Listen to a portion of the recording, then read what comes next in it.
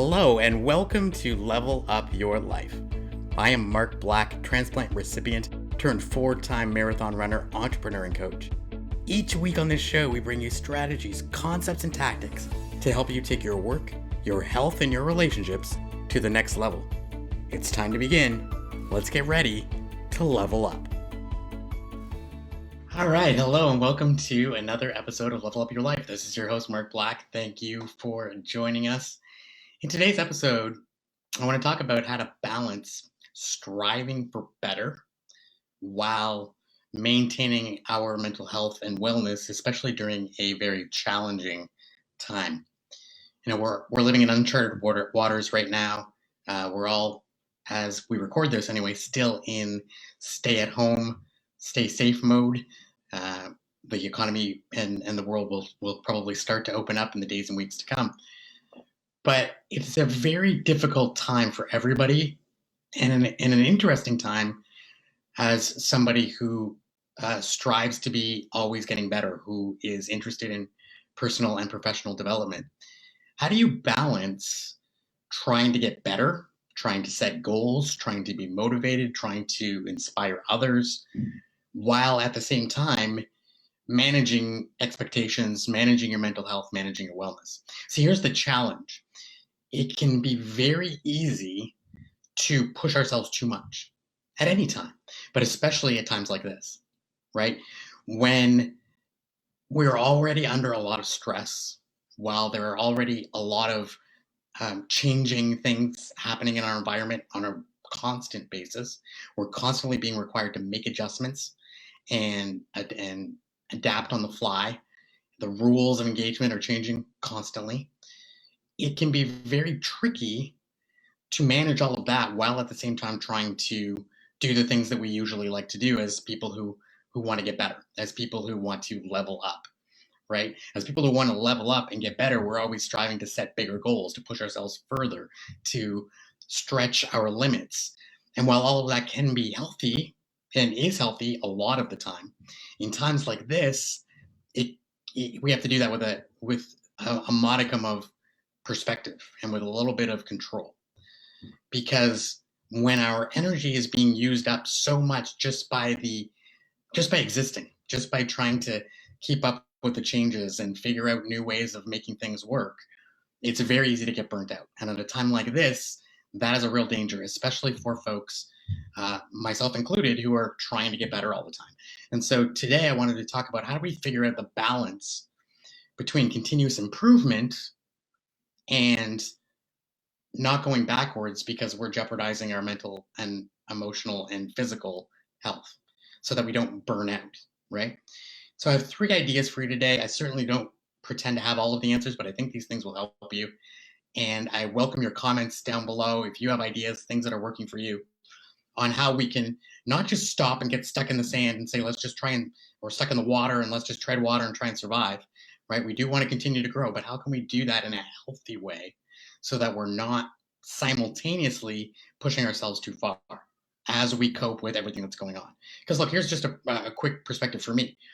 Right now, all at the same time, I'm trying to keep our household going and make sure that we have enough income coming in with drastic changes to my work environment. We have 3 young kids, 2 of whom are usually at school. And so my wife and I, mostly my wife, is trying to continue some form of education for them.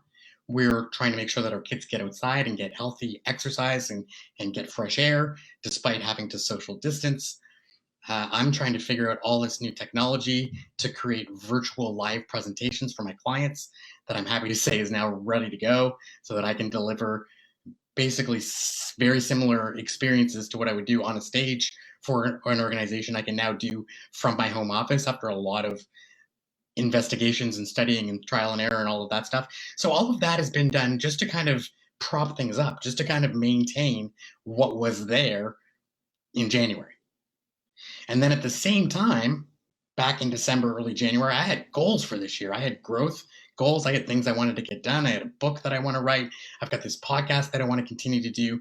And I have other plans for growth and expansion. And some people would say, well, just forget all of your previous plans because we're in a new environment, new rules apply, and what you were planning to do is probably no longer possible. And I understand that perspective. I agree to a certain extent. And if that's how you feel, if that's where you feel like you're at right now, that all you can do is maintain where you are, then that's absolutely fine. No judgment. And I hope you don't judge yourself for that. But if you feel like things are relatively stable, you've kind of figured out what you need to do for your situation, you're maybe fortunate enough to have one or two of the people in your household still with a job so that you have some stability, then maybe you are feeling like you can push the envelope a little bit and strive for better and improvement while maintaining what's already there.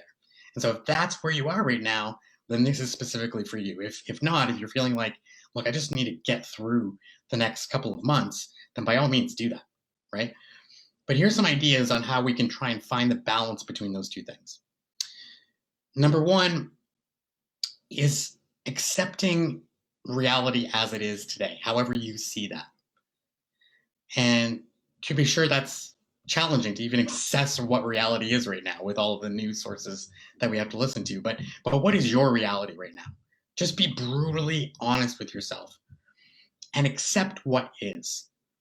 And to a certain degree, especially in an environment where we have changed so dramatically in the span of such a short period of time, we have to accept that what we thought would happen and what is happening are going to be different. We have to probably let go of some of our aspirations for the time being. Now, look, I'm typically labeled as a motivational speaker. If that doesn't sound very motivational or encouraging to you, bear with me. But there is a time for striving for better, and there is a time for accepting what is. And we have to balance those two things. So, for example, I had some revenue goals for the business this year and some goals about how to have events I was going to do. And the revenue goals were based largely on how many live events I would do this year. And now I have to reevaluate that and say, look, the reality is that live events as we know them are not going to happen for the next 3 to 6 months, quite likely, perhaps even longer than that. I hope they come back sooner, but that's probably a safe bet. Now, that means that plan is not going to work out as planned. Doesn't mean we have to give up on it because we can make adjustments. We're going to get to that in a minute. But we have to accept what is. What the problem with most of us, myself included, when we go through a dramatic challenge or change, is that we want to hang on desperately to what used to be. That's basically what denial is, right? And we know the dangers of living in denial. If we fail to accept the reality of where we are right now and we cling to an old reality that is no longer there, then we're going to make bad judgments. We're going to make bad decisions. We're going to fail to adjust and adapt to new realities because we're so busy looking in the rearview mirror that we don't see what's coming next. So deep acceptance of where we are is critical before we can move forward. Now, again, I want to be really clear that acceptance of where we are does not mean passivity. It doesn't mean being a victim. It doesn't mean being frustrated and angry and bitter and pretending like there's nothing we can do about what's happening. It just means acknowledging that it is what it is, so that we can then take the step forward based on solid footing. But if we make our decisions based on the reality that we were living in November, we're going to be in trouble, right? It doesn't take a rocket scientist to understand that things have changed dramatically in the span of a couple of months. And so if you're still making your decisions based on the way you wish things were rather than the way things are, you're in trouble. And so that's what acceptance is. Now, one of the ways that we can get to acceptance quicker, because I talk about acceptance a lot in the work that I do, it's part of the resilience framework that I share with people, the roadmap. And people say, well, that's great. I understand I have to accept the things I can't control, but how do I do that? Here's one exercise that you may find helpful. And this actually comes from ancient philosophy, from the Stoics in ancient Greece and then in Rome. And a practice that they would have, and this is going to sound incredibly pessimistic, but bear with me because I know it works because I use it. What they would do is they would periodically think about worst case scenarios, especially if you're dealing with something really challenging. One of the things that the Stoics were known for was constantly being aware of their own mortality. So they would constantly recall the fact that they were mortal and they were going to die. That sounds very pessimistic and very dark, but it's just acknowledging a reality, right? We're all finite beings. We all have a finite lifespan. That's just real. It doesn't have to be negative. In fact, if we frame our lives with that knowledge, then it pushes us to be active and to do what we can while we can. So one of the things you can do is you acknowledge that, and then you think about what is the worst possible case scenario in any given situation. So for example, right here, right now, however bad things are right now, how bad could they be? What could have gone wrong? What could be even worse than it is right now? And again, if that sounds really negative, I get it, but follow through here. So for example, right now, I'm thinking about all the things I've lost. I'm looking at my event calendar that got wiped out. I had this great schedule for the spring that's gone. It's very easy to sit and look at that and get very discouraged and depressed and feel like life isn't fair. But if I use this exercise of thinking about how bad could things be, things start to shift. So I could think, for example, what if everybody in my family had COVID-19? What if we had a family member in the hospital right now? What if I had lost somebody? What if somebody with a suppressed immune system, was suffering with this illness right now? What if both of us had lost our jobs?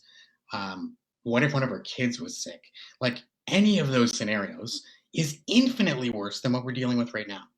And so it's not that you want to stay in that space for very long, right? And it's not from a perspective of saying, what if these things happen, and worrying about things you can't control, but about understanding that, gee, very quickly I can look through that and go, hey, that's not happening. And because I have this perspective now that my problem and my situation is not really as bad as it could be. And so therefore I have something to be grateful for, and a good place to move forward from. Understand that none of what we're dealing with right now cannot be overcome. And the way to overcome it is with a fundamental belief that you can handle whatever is coming next. Resilience, that I speak about all the time, is not about having all the answers. It's not about having all of the coping mechanisms and all the strategies and all the tools ready at your disposal at a moment's notice. It's not about being able to put up all of the safety nets that you could possibly ever need and try and find ultimate security, because ultimate security does not exist in this life. We're all mortal beings. Any one of us can get hit by a bus, right? So instead, what resilience is about having the confidence within yourself to understand that whatever happens, whatever you're dealing with, you can handle it. That as long as you have the capacity to grow and learn and adapt and change, you can get better, you can figure out solutions, and you can thrive in any environment.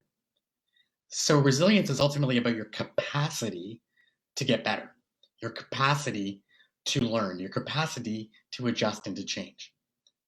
And acceptance is where that begins. It continues when we get to step 2, which is to adapt. So once you've accepted where you are and what's happening right here and right now, then you say, how do I need to adapt my thinking and my behavior, my strategies, my plans to this current reality? If you had a mapped out plan for the entire year, as some people do, then how do you need to adapt that plan to what's happening right now? Because the reality today versus the reality when you've made those plans is very different. How do you need to adapt your thinking? How do you need to adapt your behavior? If you have been caught up in scrolling your social media feed or in watching network news 24/7, trying to stay up to date and always know what's going on, you're probably beginning to see the negative impact on your mental and emotional health from doing that. And so I would challenge you, I would invite you to unplug a little bit. Look, we all need to stay informed, absolutely. And we all want to have reliable of information to do that with. But that doesn't mean that we need to be on the cutting edge second by second of what's going on. Nothing, at least for me, nothing is going to change in the next 24 hours that is going to dramatically change how I'm living my life right now. If all of a sudden everything is open back up and we're all back in business, as long as I know that within the next 48 hours, that's going to be fine. So if I check in with news once a day, I'm probably going to be okay. And I suspect the same is true for you. So the value of being up to date minute by minute, hour by hour, watching network news and the basically 60-minute news cycle that just keeps going on and on and on and on is not helpful. It's anxiety inducing, it's fear inducing, and it's limiting whatever productivity you're capable of right now. So that's one way you can adapt. Another way you adapt is that you may find right now, some of us are, that you need more sleep than you used to because of the stress levels you're dealing with. You may find you need to put a bigger priority on getting outside and getting fresh air because with the stay at home orders, a lot of us are spending more time indoors than maybe we should. Um, you may need to be really intentional about connection right now, especially if you live alone. How can you make sure that you're still maintaining relationships and staying connected with other people by using uh, video conferencing or FaceTime or whatever technology you have available to you so that you can actually connect with other people? If you live with other people, that's still important. How do we make sure that we're staying connected to each other and staying, grounded? So adapting our behavior is going to help us to cope with what we're dealing with. Finally, how can we thrive despite what's happening? And this is sort of the next level. If you're ready for that, great. If you're not, that's okay. If you're still in survival mode, fine. But if you're ready, then you can start to think about how can I thrive through this and on the other side of this? Here's what I know from personal experience and from reading history. Any time of great challenge and change has also been a time of great opportunity. Whether you look at the Great Depression, you look at the Spanish flu, you look at the market downturn in 2008, you look at any major significant event in history, opportunities have come from those times. Now, again, let's be clear. That doesn't mean, I don't believe that means that every bad thing happens for a reason. You can believe that if you like, and that's totally fine. I'm not saying that this is happening so that opportunities can come. I'm not saying that we should be thrilled that people are getting sick and dying because there might be some good things that come from that. Of course not. If we could click a switch and make this all go away, why wouldn't we? As far as I know, that's not an option for any of us. And so instead, what can we do? Well, we can strive to find goodness in a challenging situation. We can strive to see where the opportunities may be in a difficult situation. To give you a real life example, I'm a professional speaker, coach, and podcaster, but I make the majority of my revenue, the majority of my living from speaking live on stages. Clearly, that has changed. It's changed for the foreseeable future. I don't know yet whether that's going to be 6 months, a year, or 2 years before things start to really recover and go back to normal. And I also don't know at this point whether there's going to be a permanent shift in how people do live events. I don't think there will be, at least to a great significance, but I don't know that yet. What I do know is that right here, right now, I can't be on a stage at a conference speaking at an event like I always have. What I can do, however, is set up a studio in my office, get some equipment like this microphone and some video conferencing software and some lights and some microphones, and create an environment where I can deliver a world-class experience and training to people anywhere in the world from my office. Now, there are parts of that I don't like. It's not the same as having the energy of having a room full of people in front of you, for sure. But there are also parts of it that are wonderful. I have 3 young children. I live in a part of the world where most of the live events that I speak at do not happen within a couple of hours drive of my house. I have to get on a plane most of the time that I speak at an event. And so being able to do events from my home office means instead of taking 2 or 3 days away from my family to go do an event, I have to take 2 hours while I set up the equipment and get the live stream ready to go and then deliver the presentation and do the follow-up. Theoretically, I can be doing multiple presentations a day, all day, every day, and not need to travel and not have the downtime and not be worried about missing flights and not have the extra cost to my clients to have to fly me and put me in hotels, et cetera, et cetera. And so, yes, there are challenges with this. And yes, I believe is a value to being live in person with a group of people that can never be replaced. At the same time, I think this has forced me and many of my colleagues and friends and many people in the events industry to reevaluate just how often and in what circumstances do we really need to be all in the same room face to face, and what can we accomplish through means like this. And so that's going to mean, I think, that I'm going to have some opportunities in the future to serve clients around the world from the comfort of my office. And that's pretty neat.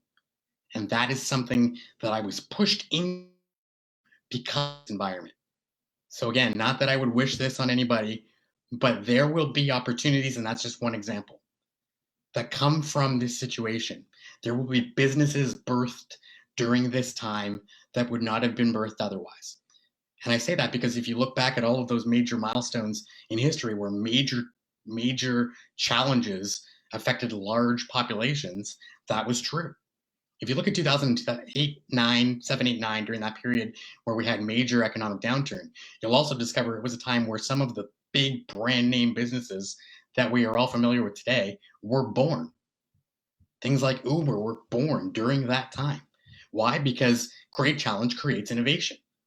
People get creative and find solutions to problems when there are problems. And so when there are no problems, we tend to not be as creative because we don't need to be, right? Status quo is easy to maintain. But when we have problems, we get innovative and we find solutions. You know that's true in your own life. You can get pretty creative and find a lot of solutions when you need to, when you want to. And so I believe that this is one of those times. And so I would challenge you to think about, where are the opportunities in my own life, in my personal life, in my professional life? Is there a business idea that I've always wanted to try? And maybe now is the time to try it? Here's the thing. You are going to, chances are very good, that you are going to survive this challenge. Whether it lasts another 3 months, 6 months, 2 years, I don't know. But chances are very, very good. If you have the technology and the access to watch this, then you're probably in a part of the world where you're more safe, or at least where you have access to great medical care. And so aren't we fortunate for that? And if you make smart decisions and you listen to medical professionals, chances are very good you're going to survive this. The question is, will you thrive through it or not? And while your environment and your resources are a part of that, or a factor in that, a big factor in that is your decision, your mindset. Will you decide to tread water, or will you decide to swim forward? And again, if you're in a position where mentally, emotionally right now, all you can do is survive and tread water, then do that.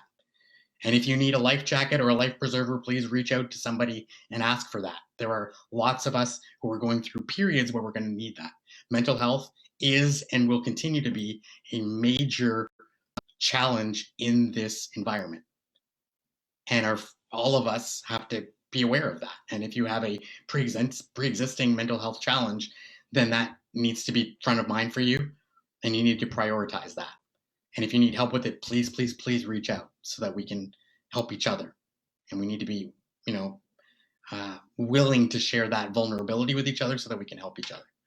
But if you're doing okay, and you're feeling okay mentally, and you're doing okay physically, and you're doing well enough financially that you're kind of in that place of stability, then start to think about, how can I thrive through this?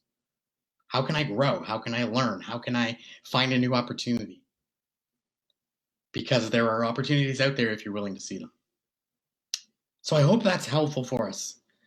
I know this is a challenging time. It is challenging for me as well. I'm just trying to figure things out along with the rest of us.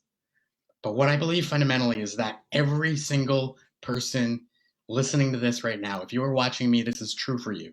You have a capacity within you to get through things that are incredibly challenging. You have a capacity within you to do incredible things amidst challenge and change. And I hope that these tools that we've talked about today can help you to do that. And if you need support or need help, please reach out. If you're doing something that you're finding is particularly helpful for you, you've adopted a new habit or a new mindset or a new strategy that's working for you, please drop those in the comments. Again, I don't have all the answers at all. And I know a lot of really smart people tune into this podcast. So please share what's working for you right now. Share the resources that you're tapping into. I know people are doing all kinds of really neat things out there. I'd love to hear about them. If you've got a business that's out there serving the community right now, share that with us too. Hopefully we can share that and help you and help others at the same time. If you're watching this on social media, share this video if you're watching this on social media, or share the podcast if you're listening to the audio version, so that we can reach more people with it. And I'd be grateful if you would go on YouTube or iTunes or wherever you're watching or listening to this right now and leave a comment or a rating. That's going to help us find more people and help more people. And until next time, remember, don't live every day like it's your last day. Just be alive every day.